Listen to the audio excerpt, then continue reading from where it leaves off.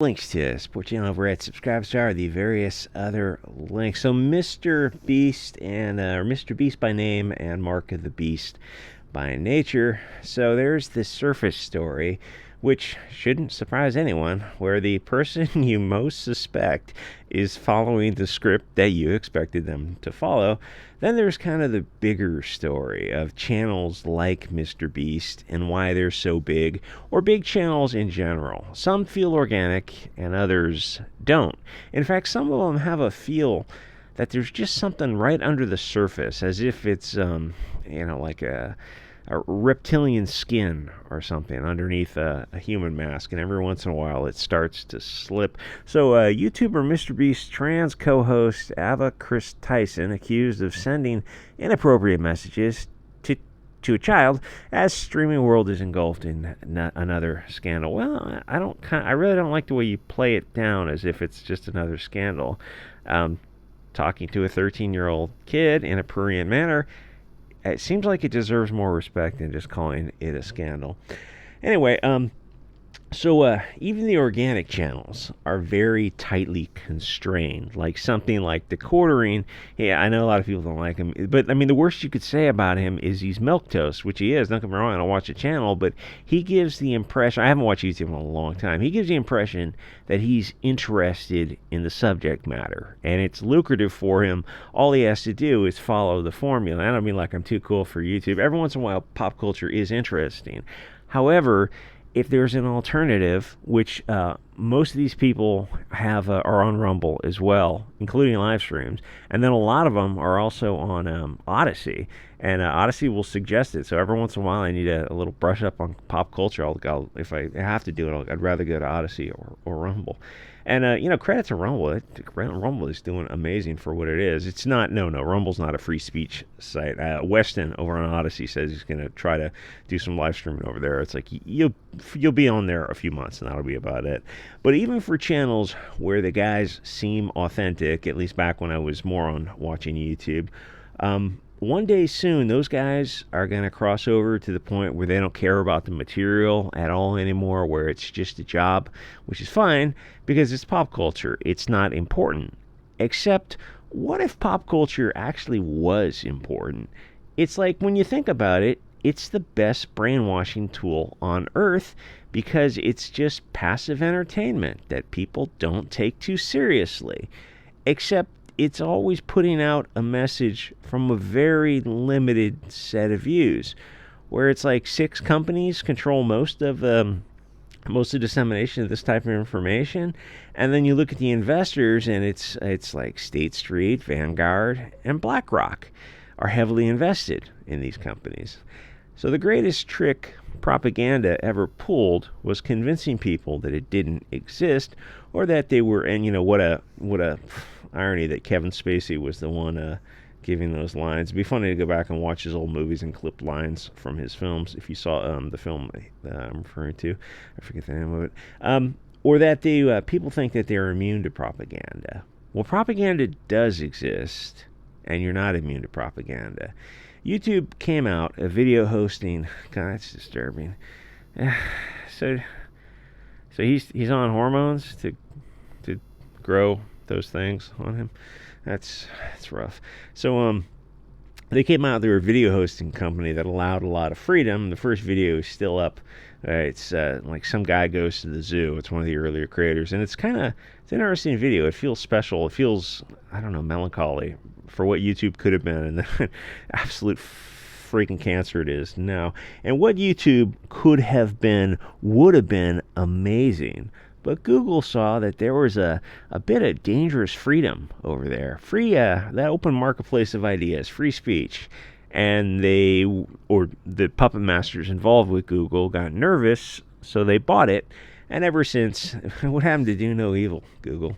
They've used censorship to change it, and to change the narrative that is allowed to disseminate to the public.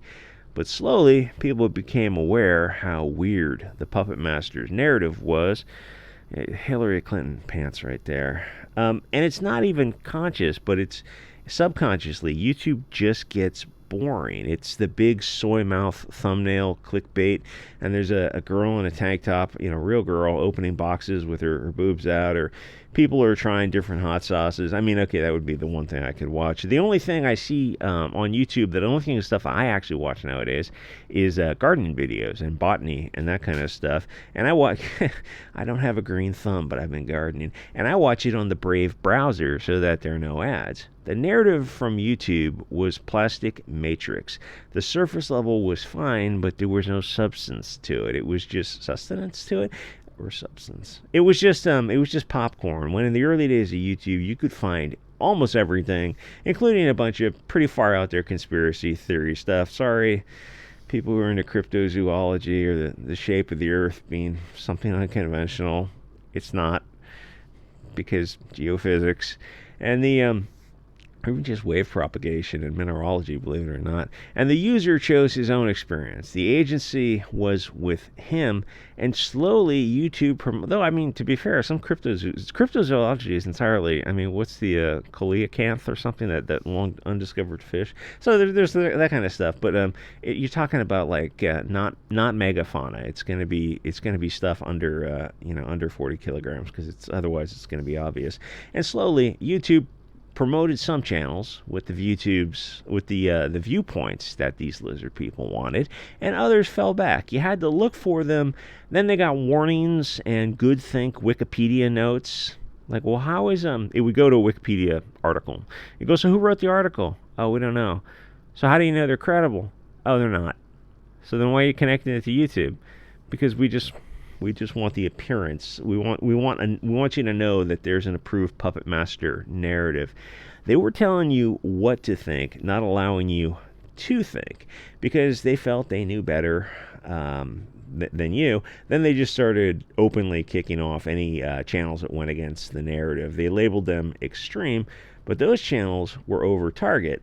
So they went to BitChute, Library, back when it was Library, and the rest. Now Rumble is this monster website worth billions, and Dan Bongino has got 250,000 people in his live stream the other day. They were covering Trump, but still, that's a massive platform. And many channels do now is they do the first hour on all platforms, and then they shut off YouTube and go to Odyssey and Rumble. So as a consequence, YouTube has become more like Pleasantville. Something is off about it, where the mannequins come alive at night. They kicked off channels like Red Ice and a bunch of others for being a dangerous extremist channel. I mean, but they can't actually point to anything they did, but they don't have to. They just don't want a populist president getting elected again. But then they left on channels where children got put on hormone blockers. They got sterilized. Those channels made millions. What was the name of that? It's on the Learning channel. I forget the name of that kid. It's not Desmond is Amazing. It's another kid that was on the Learning channel, where they followed this person's life as a child, and they just absolutely destroyed this poor kid. And you look at his parents, and the mom and grandma, I think, are in the picture. I don't know if the dad's in the picture or not, but they're all completely mentally ill. But it's only weird when you stop and notice all this kind of stuff. Then you see YouTube, and it's like a they live moment. Anyway, this Mark of the Beast guy, huge channel. Gotta admit, haven't seen the show because I don't have brain damage. But his partner was a normal dude, definitely not a programmed sleeper agent waiting for the trigger words to activate. Guy had a wife and kids, but then decided to start dressing like a woman and go that route. And he or they, I don't know how he refers to himself, he's still on the show, so he's able to show little boys that they can also take hormones, and that this is, moving the window into accepting, normalizing this kind of stuff, and they can cross-dress and sterilize themselves, or leave their families. Except if they're young and they go down this path, they're not going to have families, because that's what sterilizing yourself means. And there's unfortunately many other dark events that may unfold that are associated with this going down this path. But kids emulate what they observe. That's what learning is, mimicry. And the lizards pulling the string are well aware. A rule of thumb is, if it's in the mainstream and pushed, more often than not, it's evil, and either actively or passively. Like sports ball and video games are evil because they're displacement activities. You should be playing sports with your kid, or reading them an introduction to Plato or something.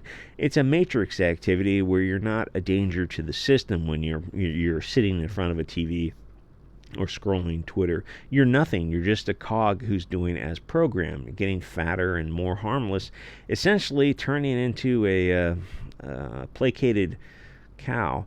So you may remember another social media guy, Dr. Disrespect, who was fired by Twitch for allegedly texting a minor, or I think he admitted it, but like exactly what transpired, the text had never been released, so who knows. Gotta admit, I never saw his show either, because I mean that kind of stuff is, that's just like digital Soylent Green. But he was canceled quick, and the knives came out. I heard because he isn't as far left as they wanted. So this Chris character was texting a child, and they both admitted it, except that the victim, and that when you're 13, you're a victim, said it was fine and mutual. Except legally, kids can't consent to that sort of thing. But with people like Scott Wiener in San Francisco, eventually they'll just change that little age of consent law. And here's the thing. Imagine the worst Sodom and Gomorrah dystopian hellscape.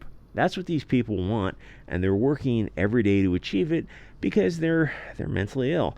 And they will achieve it because nobody is stopping them. That's what the sports ball, the prawn, and the video games are for. Displacement activities to keep you from starting to notice, because it's always happening to someone else's kids until it isn't. Eventually they'll make it illegal to stop your kids from doing these things. Elon Musk is moving his headquarters out of California for these reasons.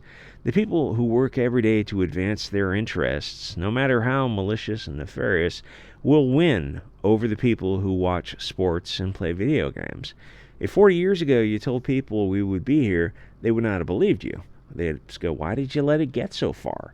Because they slowly boil the frog with this kind of degeneracy, while simultaneously changing the demographics, which is actually, which is one of the key things that allows this to all happen, because unity is strength and diversity is weakness. It's kind of as above, so below. It's this left-hand path where it's versus the right-hand path. It's this mirror image where they're telling you things that are just not in accord with reality.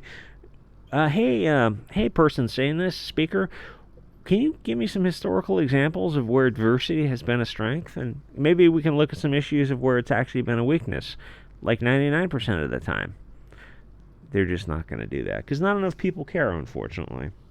They, what's it said, fat men don't revolt. That's very much true. They cause so much chaos that people just give up fighting all these little fires when it's the time to, like, oh, you should form networks like they do.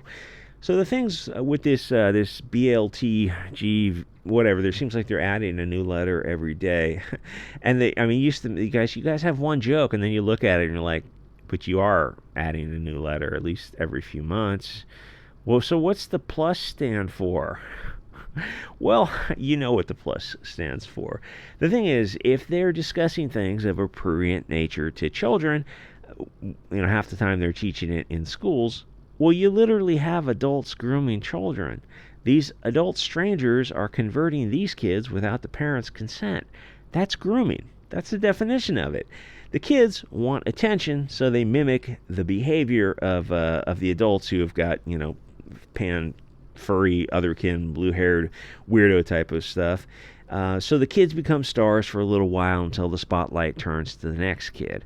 Then these adult men, and they call it cracking an egg. Oh, don't Fed post in the comments that these little boys and girls are actually the other gender, which they define as an arbitrary construct, which is nonsense because gender expression is downstream from sex. The whole thing is nonsense because it's not coming from the hard sciences. It's all coming from Bolsheviks arguing from emotion. If they couldn't straw man or ad hom, they wouldn't have an argument. The argument is that men do men things and dress as such, that a man is not a biological entity. An adult male is what a man is. It's actually not wired to the hard science of chemistry and biology, which logically it is. The hard science is where you start. It is biology and chemistry.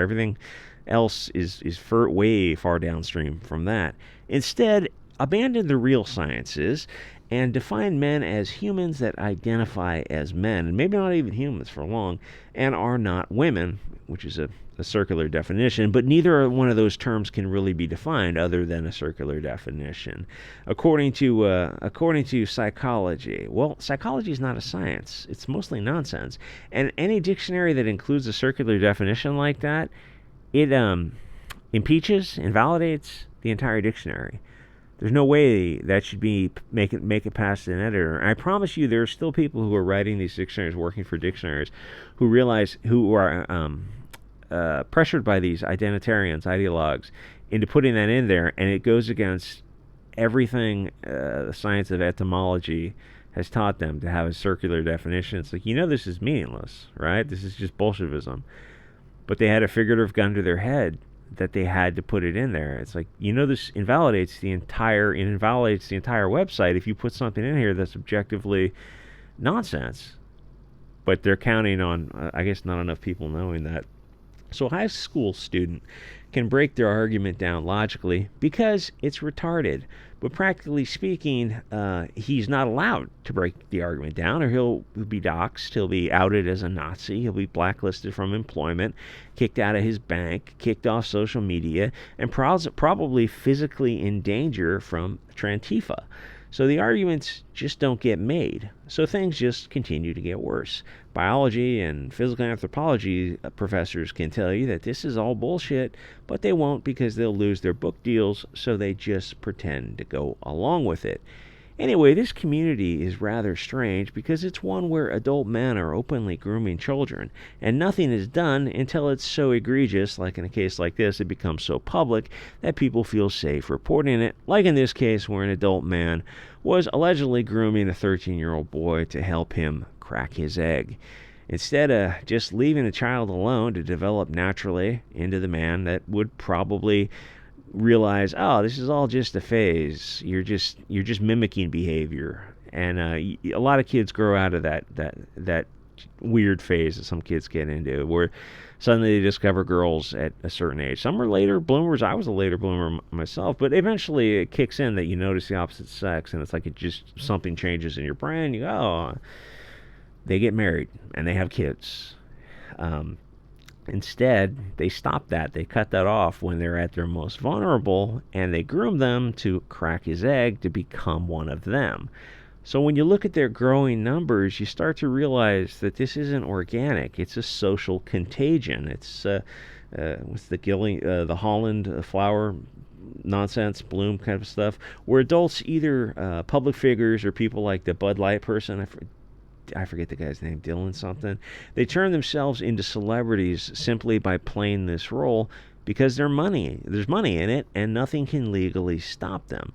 So cracking their eggs is grooming them to increase their numbers, but it means that you have adults and children talking about things of a sexual nature, which means that these men are going farther and such, because it's a slippery slope of making things acceptable. It just keeps happening, and there isn't any pushback.